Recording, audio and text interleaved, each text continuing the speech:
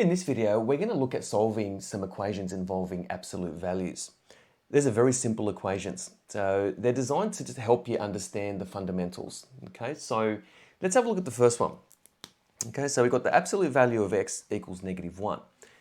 Now, I guess there's two ways you can look at absolute value. The absolute value of a number can represent, I guess, several things, but the two main things it can represent are distance from zero, or it can represent the magnitude of the number. In other words, irrespective of whether the number is positive or negative, how big is that number? So it's like looking at, for example, let's say, 3 and -3. They both appear to be big numbers in the sense of the size of the number itself, not taking into account whether it's plus or minus or positive or negative.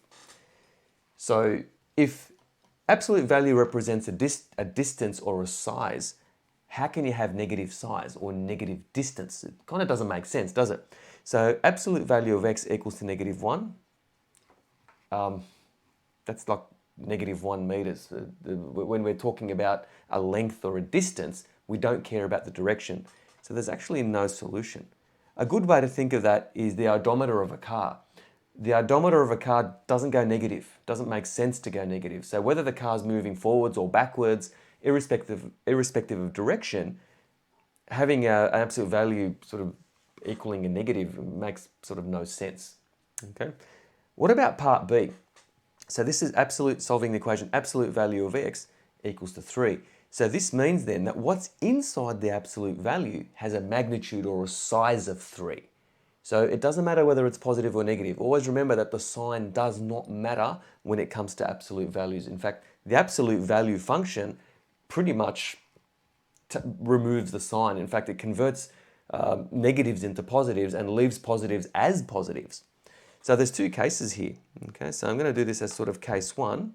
Okay, this is the positive case. Okay, so in other words, when x is positive, okay, in this case, the equation is just x equals 3.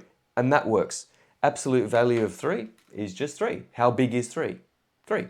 Sort of self-evident, very obvious. Your calculator has an absolute value button, by the way, so I might just quickly introduce that. Press that. If you put 3 in there, absolute value of 3, no surprises there, it's 3. However, there's another case. We spoke before, and I mentioned before, that what is inside the absolute value brackets can be negative as well. So case 2, okay, this is the case where x is in fact negative, okay, so less than 0. That's a trivial case as well, okay, so therefore, in fact, x can in fact equal -3.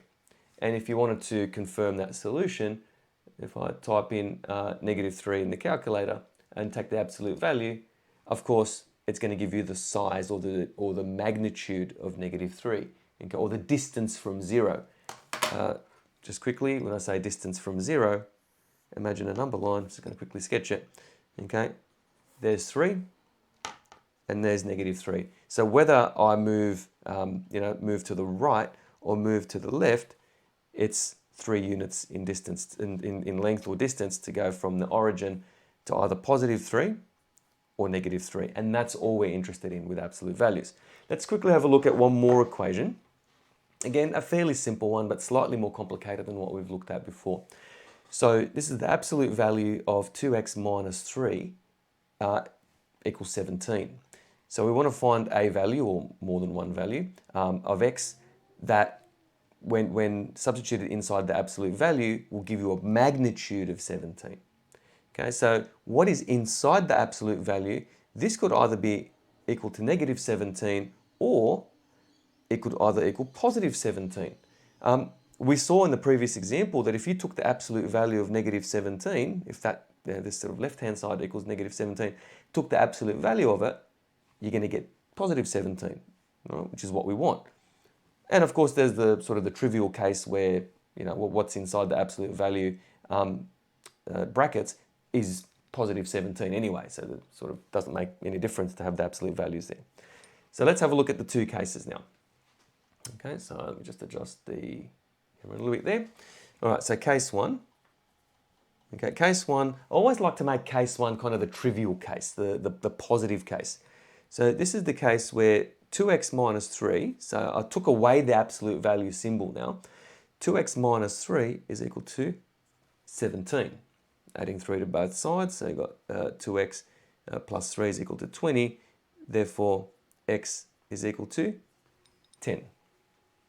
Now, if you just want to have a quick check, if you substitute 10 in the left-hand side of the equation there, 2 times 10 is 20, 20 minus 3 is 17, absolute value of 17 is just 17. Great, I think we're happy with that. Let's have a look at case number 2. Okay, and this is the case where 2x minus 3 can equal negative 17. So in other words, we're looking at this case here. Okay. Of course, absolute value of negative 17 equals 17, so that will equal the right-hand side there. Okay. All right, so let's add 3 to both sides. So 2x, okay, is equal to negative 14. Okay, therefore x is equal to negative 7. Now, does that work? 2 times negative 7 is negative 14. Negative 14 take away 3, or minus 3, is equal to negative 17. Absolute value of negative 17 will equal positive 17. Now, if that's a bit too much and you think, can't I just use the calculator? Well, of course you can. You can just type it in and substitute this equation with the value for x, the solution that you found, substituted in there. 2 times negative 7, okay, minus 3, and we get positive 17. So we're happy with that. Okay, so that's, I guess, a bit of an introduction to solving equations involving absolute values. Thanks for watching, everyone.